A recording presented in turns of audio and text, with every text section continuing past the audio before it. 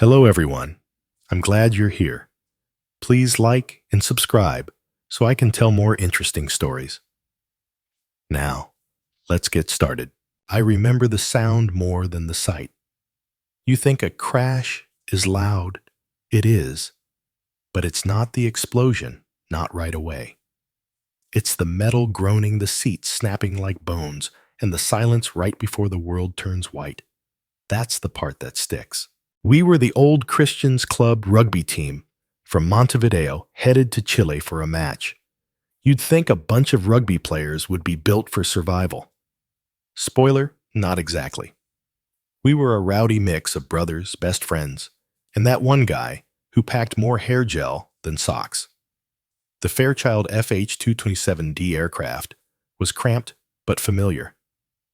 We joked, played cards, stole each other's sandwiches. It felt like a school trip, until it wasn't. The turbulence started like a nervous tick. Then came the cloud wall, thick, blinding, swallowing the plane whole. Our pilot, poor guy, misjudged the altitude. The Andes are sneaky like that 1 minute. You're gliding the next, your belly sliding into a frozen grave. I didn't see the wing rip off. I heard it. A scream, metal shredding like a soda can. Half the plane vanished, taking people with it. My seatbelt held. Others weren't so lucky. I was slammed forward, smacked by flying limbs and bags, and then it was white. Just white. When the dust settled, there were only 33 of us. 33 out of 45. We were half in the fuselage, half outside, surrounded by ice that sparkled like diamonds. Pretty if you weren't bleeding into it. Our co-pilot died instantly. The pilot alive barely, so was our captain. Broken bones, concussions, shock. It was like a morgue with a view. Someone started laughing. Hysterical. I think it was Marcelo. That weird high-pitched laugh that only happens when your brain's like, nope, we're out. Someone else threw up. Another just kept whispering, it's not real. It's not real. But it was. Oh, it was. And now the historical fact for today. The Andes mountain range is over 7,000 kilometers long, more than the distance between New York and Moscow. Just in case you thought walking out was going to be easy, we gathered what we could. Luggage jackets, a broken radio. There was no reception, no sound but the wind, sharp slicing wind that made your ears ring. Our supplies: a few bottles of wine, some chocolate bars, a tin of mussels. Yes, mussels. In the Andes. Go figure. We tried to make sense of it. We'll be rescued tomorrow, someone said. They have to be looking for us. I nodded, like I believed it. That was day one. Night one was colder than any nightmare. We pushed seats together, curled like cats, and wrapped ourselves in whatever cloth we had. Breathing was like inhaling razors. Some of us cried. Some just stared at the stars. And one guy, I kid you not, started planning his post-crash interview. They're going to make a movie, he said. Antonio Banderas can play me. We didn't even know who that was yet. But hey, optimism, right? Day two. The shock started to wear off. That's when the smells hit. Jet fuel, blood, and something burnt we couldn't place. We buried the dead, or at least moved them out of the fuselage. That part's still fuzzy. No prayers, no goodbyes. Just necessity. Historians still debate whether the decision to wait for rescue was reasonable or foolish. In hindsight, we waited too long. But at the time, you believe in heroes with helicopters. It's part of being human. By day 4, food became currency. A bite of chocolate was traded like gold. The wine was rationed in teaspoons. Someone had a bottle of cologne, which we considered drinking for half a second. Then the jokes started. Dark ones. Maybe I'll lose 10 pounds. Or I've always wanted to try fasting. And the bizarre fact for this chapter: One of us actually suggested making a sled out of suitcases and bodies. Yeah. Welcome to Trauma Brainstorming 101. Still, we tried to keep hope. We built a crude sun reflector with bits of metal trying to signal any passing plane. We wrote SOS in luggage. We told stories, played word games, even argued about who snored loudest. Anything to feel alive. But deep down, we all felt it. The silence wasn't just in the air. It was in the sky.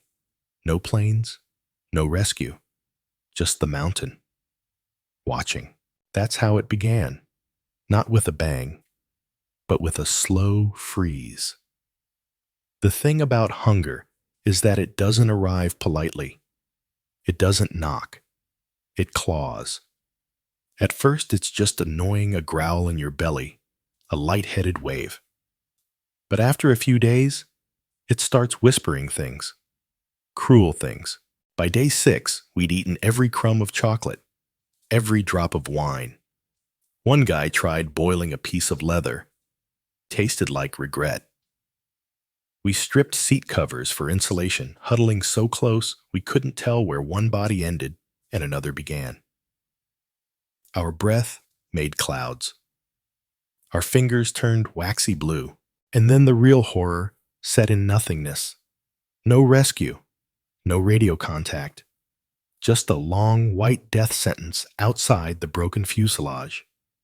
We were trapped in a snow globe, and God had walked away. I remember the first argument. We need to do something, someone said. Go find help. But where? It was mountains on all sides. Jagged, endless, merciless. The kind of landscape that makes you believe in angry gods. So we stayed. And rationed hope instead of food. There's this fact I can't unknow. The average human can survive about 3 weeks without food, but only 3 days without water. Well, we had snow, too much of it, but no warmth to melt it except for body heat and the rare flicker of sun. So yes, we licked ice like dogs. Frostbite made its entrance around day 8. Toes first, then fingers. One morning, Nando, one of our strongest, couldn't feel his feet. He laughed it off, said he'd just kicked the cold out. His nails turned black within a week. We stopped laughing, and still, we held out. They'll find us. Maybe tomorrow. Maybe they already found the tail. It became our lullaby.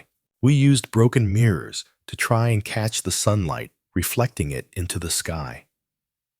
If a plane was flying overhead, surely someone would see the flashes, right? Except, here's your historical fact. Of the day, the fuselage blended in with the snow. From above, we were nearly invisible, like a dent in a white bedsheet. The search planes flew right over us. On day 10, we saw one, a red speck in the sky. We screamed. We waved. We threw jackets and flaming cloth into the air. The plane turned, tilted, flew on.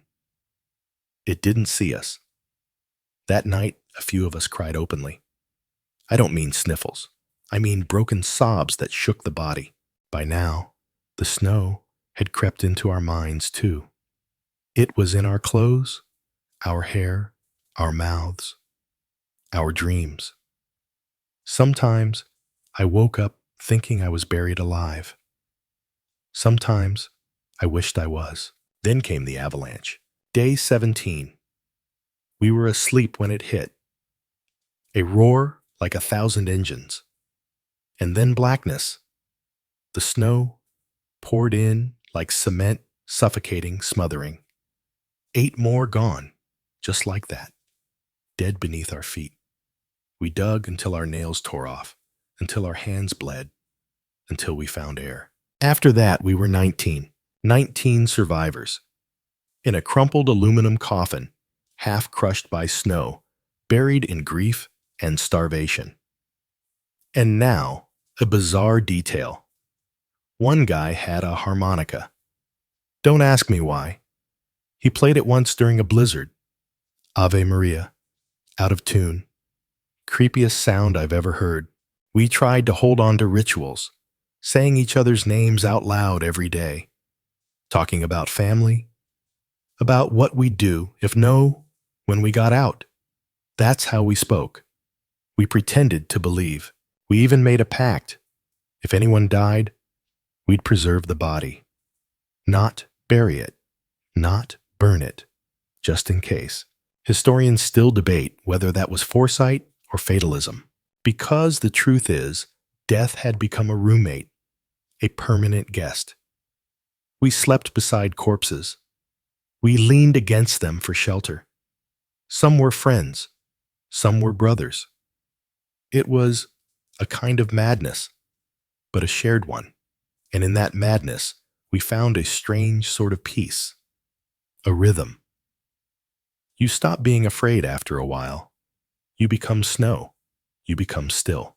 And we stayed like that for days, weeks, waiting, watching the white, listening to each other's breathing one by one, growing fainter, until the day we made the decision. But not yet, not here. For now, we kept waking up. That was enough. Death doesn't knock in the mountains. It just takes. Quietly, like it has the right. By the third week, it had taken more of us. Some slipped away in their sleep.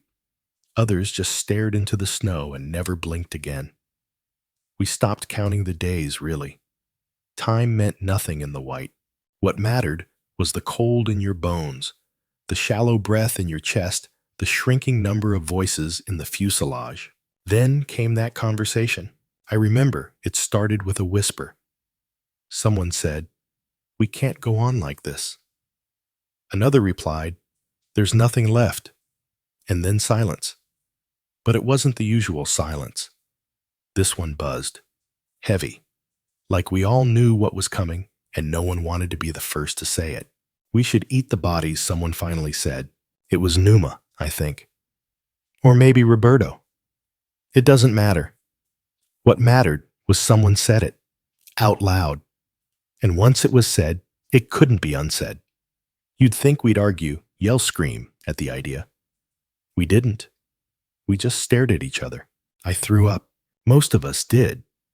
It was instinct, revulsion, soul-level disgust. These weren't just bodies. They were our teammates, our friends, our brothers.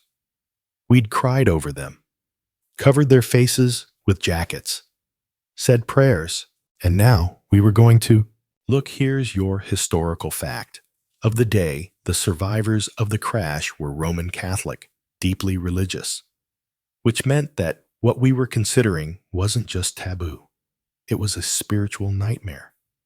Cannibalism was a mortal sin, and yet so was letting yourself die when there was a way to live. So we debated. Theological debates, ethical ones. We quoted scripture. We rationalized. The body is just a vessel. They would want us to live. This isn't murder. This is survival. Some couldn't do it. Some refused flat out, and no one forced them. But for the rest of it, we took a knife made from shattered plexiglass, and we started. I won't go into details. PG-13. Remember? Let's just say it was done with respect. Reverence, even. We whispered apologies. We cried, but we ate. Slowly, carefully. Flesh becomes meat when you try hard enough to forget what it is. You want the bizarre fact for this part. One of us, Enrique, bless him, started calling the meat cold communion. Said it was sacramental. That made a few of us laugh in that broken, near-hysterical way. And it helped. It made it feel less like savagery, more like a ritual. A terrible one, but a shared one. And that changed everything. Because suddenly, we weren't starving. Not in the same way. Our minds were still breaking, yes. But our bodies began to hold on. Wounds stopped worsening. The frostbite slowed. We were getting calories, protein, and life. It bought us time. Time to start thinking again, strategizing, listening to the battered radio we'd pieced together from scraps. Every night, we sat in a huddle and listened to static. Until one night, words, real words, a Chilean news station, garbled, broken, but unmistakable. And it said, "The search for the Fairchild flight has been called off." Called off. We were no longer missing. We were presumed dead. That broke something in us. Really broke it. Not the kind of break you recover from with a pep talk and a protein bar. The kind of break that makes you either give up completely or do something so desperate, so stupid, so bold that it might work. So we made a plan. We would leave the mountain. We would send out a scouting group, those in the best shape, with the strongest legs and the least frostbitten toes. They would climb west toward Chile. They would walk until they found help, or until they collapsed trying. The rest of us would wait, I volunteered. So did Nando and Roberto. We trained ourselves by walking laps around the fuselage. We built crude boots from seat leather, stitched with copper wire. We layered ourselves in clothes taken from the dead. Nothing fit. We looked like scarecrows. Historians still debate whether that trek should have worked. By all logic, it shouldn't have. We were malnourished, barely healed, and heading into a mountain range most people can't cross fully supplied. But logic had left us weeks ago. We packed what we could meet Match's hope. And on a frigid December morning, with the wind howling like a choir of wolves, we stepped out of the fuselage for the last time. Some cried, some didn't look back. The mountain watched, silent as ever, and we walked. Walking in the Andes isn't really walking.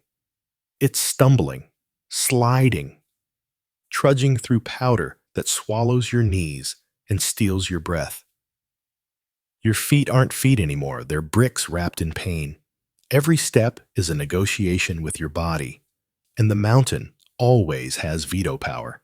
The first day, we made maybe a mile. Maybe. It felt like 10. Our makeshift boots were a joke. The cold laughed at us. But we kept going because stopping meant freezing, and freezing meant joining the others under the snow. Nando was our engine. That guy had this steel in his bones, like quitting wasn't wired into his DNA. Roberto kept spirits up, cracking jokes about our vacation and how we'd write a travel guide, how not to die in the Andes. And me, I just put one foot in front of the other. That was my job. One, then another. We carried chunks of the past in our packs, literal pieces of the bodies we'd left behind. Food. That's what we had to call it now. I tried not to look, not to think about names or faces, just calories. Here's your historical fact. For this leg of our descent into madness, the Andes contain over 600 volcanoes, some of which are still active.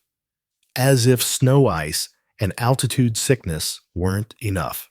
At night, we dug holes in the snow, like human burritos curling in to sleep without freezing. Our breath crystallized midair. I dreamed of warm beds and loud buses, of city smells and street food. Then I'd wake up to silence and stars so close it felt like you could scratch them. On day 2, we hit a wall. Not literally, though. Honestly, that might have been easier. It was a slope nearly vertical leading to what we hoped was a ridge. If we got over it, we might see civilization, a town, a tree, anything that wasn't just white and dead. Climbing that slope felt like dying in slow motion. Every few steps, we'd collapse, catch breath, curse, then climb more. Halfway up, Roberto sat down and muttered, "I'd rather wrestle a llama than keep going." The bizarre fact of the day, llamas have evolved to thrive at high altitudes and spit when annoyed. Unlike us, who just whined and wheezed and cried, we made the summit after hours, and we looked out, waiting for the miracle. A valley, a road, maybe a McDonald's, if we really got lucky. Nothing, just more mountains. A sea of peaks stretching endlessly like jagged teeth. That's when I saw Nando drop to his knees. Just drop, like someone unplugged him. And for a moment I thought, this is it. This is where we give up. But then he stood, shaking, cursing in Spanish so creative I wish I'd written it down. He said, "We go west, always west, toward the sun," and we did. Historians still debate whether our decision to keep moving west was genius or insanity. But we didn't care about historians. We cared about surviving, or at least dying somewhere new. By day 3, the snow began to thin. Rocks appeared, dirt, a few tufts of wind-burned grass. We shouted like children at a birthday party. Dirt, real brown, living dirt. That night, we found a small stream, liquid water, cold and sharp and perfect. We drank like animals. We bathed our faces. Roberto cried. So did I. And then on day 4, we saw something that nearly broke us again, a boot print. Not ours, a real one. Someone else had walked here. Recently, we followed it, our hearts thumping, too tired to get hopeful, but too desperate not to. And then we saw them, 2 men on horseback, just there, like ghosts. They stared at us like they were seeing zombies, which, to be fair, they kind of were. We were filthy skeletal, wrapped in rags and leather. One of us waved. I think it was me, or maybe it was Roberto. The men didn't move, didn't speak, and then one turned and galloped away. My heart broke. But it wasn't what I thought. He was going for help. That night, the other one stayed with us, gave us bread, cheese, spoke soft Spanish words I barely understood, but I think they meant, "You're safe now." We slept under stars. Real sleep. Not the kind where you wonder if you'll wake up. That man saved our lives. And in that moment, I realized something simple and terrifying. We'd made it out of the mountain, but not out of the story. I wish I could say everything got easier after we met the horseman. It didn't. At least not right away. Rescue, it turns out, moves at the pace of a mule on a narrow trail. But still, help was coming. That was more than we'd had for over 2 months. The man who stayed with us that night, his name was Sergio. He didn't say much, but his eyes, man, those eyes saw everything. He gave us food, kept the fire going, even made a joke about how we smelled worse than a goat barn in July. We laughed like idiots, which is probably the most human sound that mountain had heard in weeks. Next morning, we woke to the sound of hooves, real ones, dozens of them. Riders wrapped in thick ponchos trotting toward us like a cavalry scene from a spaghetti western. They brought bread, water, blankets, and questions. So many questions. What happened? How many are left? Where are they? We pointed east, back toward the snow, toward our friends. They sent word to the authorities, to the Chilean military, to radio stations. And by sunset, helicopters were being prepared. Actual helicopters, not dreams or mirages or jokes whispered between frostbitten lips. Real machines with rotors and fuel, and pilots who didn't think we were ghosts. Here's your historical fact. The first rescue helicopter reached the crash site on December 22, 1972, 72 days after the plane went down. The news of survivors shocked the world. No one thought anyone could live that long. Not in those conditions. Back at the fuselage, the guys were almost too numb to believe it. When the first chopper appeared, they thought it was a hallucination. Imagine you've been starving in the snow, living off human flesh and memories. And suddenly, there's this giant metal bird hovering above you. And then the rope drops. Pure cinematic madness. The chopper could only take half of them the first trip. Weight issues. The rest had to wait one more night. Can you believe that? One more night after everything. But they were warm now, fed, hugged, and no longer alone. The second rescue wave arrived the next morning. All of them lifted out, every last one of us that had made it that far. 16 survivors blinking into sunlight, wrapped in army blankets, stepping onto grass again, like newborns relearning how to stand. Reporters were waiting. Cameras, doctors, priests, and questions. Oh, the questions. Some of them we couldn't answer. Others, we didn't want to. The bizarre fact, one of the first things someone gave me was a Coca-Cola. I drank it so fast I got a brain freeze and nearly passed out. After surviving avalanches, starvation, and cannibalism, Coca-Cola almost took me out. Figures. We were taken to hospitals, rehydrated, examined, reintroduced to the world like returning astronauts. But you know what the world really wanted. The gory details. People wanted to know about the bodies, what it tasted like, how we chose who to eat. They weren't asking out of sympathy. They wanted a headline. They wanted shock. And I get it. It's a wild story. Even we couldn't believe it happened. But at the time, it was just survival. There was no glory, no drama, just a choice between dying slow and living ugly. Historians still debate whether we should have said more or said less. But that's the thing about surviving something like that. It doesn't make you a better person. Just a louder heartbeat in a quiet room. Some of us gave interviews. Others stayed silent for years. I gave one comment to a reporter who asked what it was like on the mountain. I said it was cold. That was enough. I think people wanted us to be heroes. Or monsters. We were neither. Just a bunch of scared, stubborn kids who didn't want to die on a mountainside. A few weeks later, they recovered the remaining bodies, gave them proper burials, held services. Some families refused to believe what we did. Others thanked us for keeping their sons alive in some small way, even after death. The world moved on, but we didn't. Not really. Surviving doesn't mean escaping. It just means living with the memories.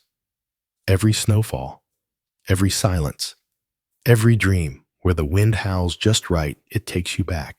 But for the first time in 72 days, we had a future again, and we were ready to walk into it. Returning home wasn't a celebration. It was a recalibration. Everything felt too loud, too fast, too much. Cars, phones, television, forks clinking on dinner plates. It all sounded like thunder after the silence of the snow. I stepped into my mother's house and couldn't breathe for a minute. The smell of stew on the stove hit me like a freight train. Familiar, warm, and painfully human. She wrapped her arms around me like she was afraid I'd vanish again. I didn't know how to tell her I already had. Everyone wanted a piece of the story. Neighbors brought casseroles and curiosity. Reporters camped on lawns. A few tabloid headlines called us cannibals in all caps as if we were villains from some horror movie. One magazine cover even used the phrase, "the feast of survival." Real classy stuff. I tried to laugh it off. I even made a joke at a dinner party. Well, I can cross extreme dieting off my bucket list. It didn't land. People wanted either tears or silence. Humor didn't fit their narrative. Here's your historical fact. The last of the 16 survivors didn't give a full public interview until years later. Some never did. The trauma wasn't just physical. It rewired us, changed how we saw the world, each other, and ourselves. Nando became a speaker, a real one. He traveled, told our story, inspired people. Me, I wrote a little, spoke less, and learned to live again. By stacking the ordinary morning coffee dog, walks, cold showers, traffic jams. Every little annoyance became proof that I wasn't frozen somewhere on a mountain. Still, the guilt crept in. Survivor's guilt, they call it. You wonder why you made it. Why not Raphael? Why not Liliana?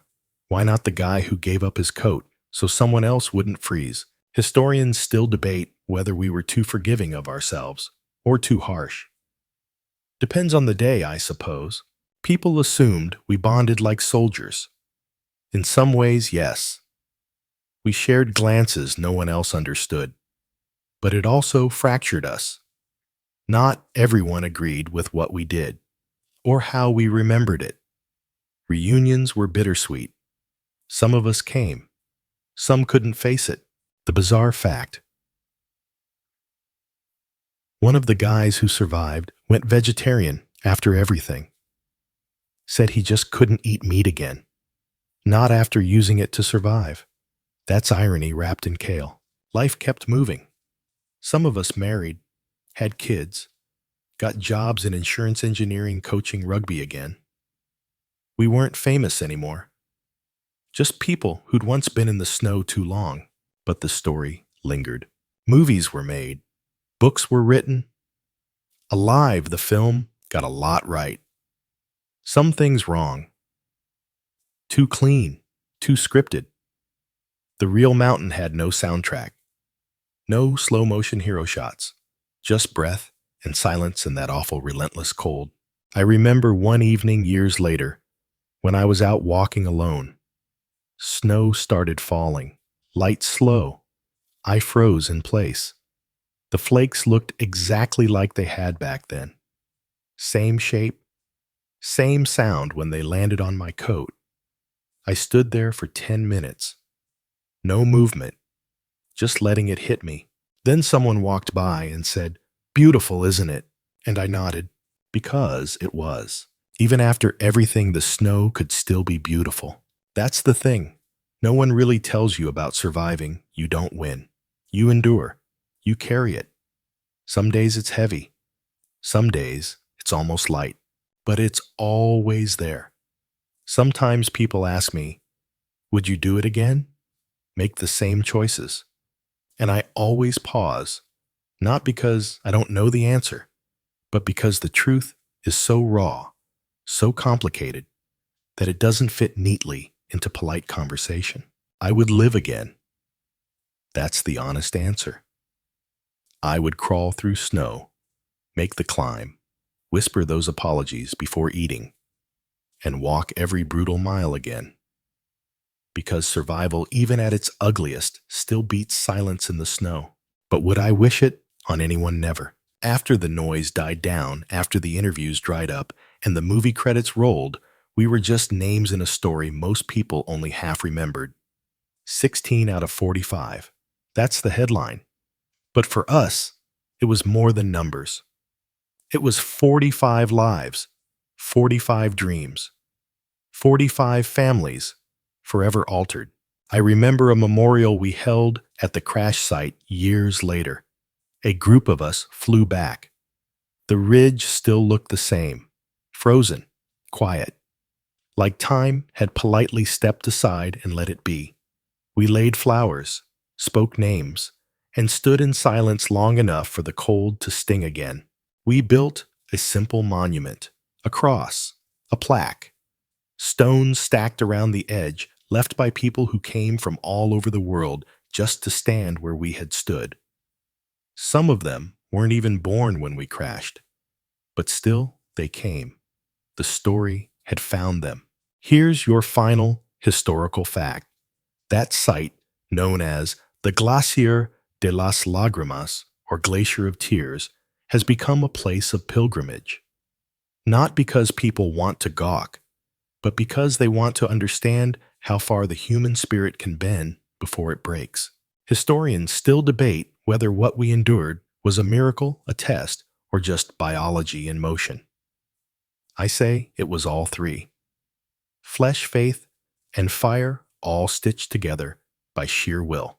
And the bizarre fact, to close this chapter, one of the survivors got a tattoo of a seat number his own, said it reminded him every day of what he walked out of. That, and he never flies without snacks now. I don't blame him. When I look back, I don't see a tale of horror. I see a tale of stubborn hearts, of laughter at the edge of death, of friendships carved from ice.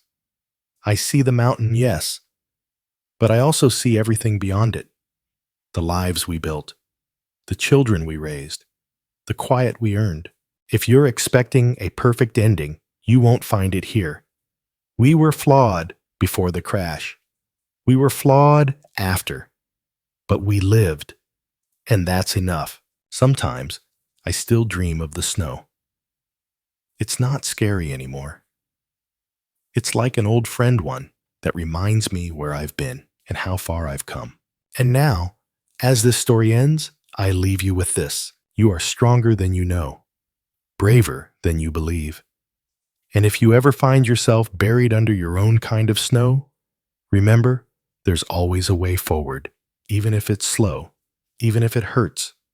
Keep walking, because the mountain does not get the last word. We do. Word count 1080, closing 300 words. Now let's take a moment to breathe. It's been a long journey, hasn't it? Through ice and wind, through fear and faith, through the darkest valleys of human experience. And somehow, we made it out together, at least in this telling of it. You see, survival isn't just about food, or fire, or shelter. It's about remembering who you are, even when everything around you is trying to erase that. It's about kindness when the world offers cruelty, about laughter in places where there should only be screams. The Andes gave us a silence that we never truly shook off, but they also gave us a clarity most people never find. That life is fragile, that love matters, that even when you feel invisible, you are not alone. We weren't heroes. We were scared, cold, human. But we kept moving. And sometimes that's all you need to do. Just take the next step. So wherever you are right now, listening to this, maybe you're facing your own mountain. A quiet kind of struggle, a loss, a fear, a dream that's still too far to see. I just want to say, keep going. Even if it's slow, even if no one sees you yet. You are not buried, you are becoming. And when the storm passes, and it always does, you'll rise from the snow too. Thank you for staying with me through this story. Please like and subscribe if it moved you. And if you're ever lost in the white noise of life, just remember, someone out there survived 72 days in the snow.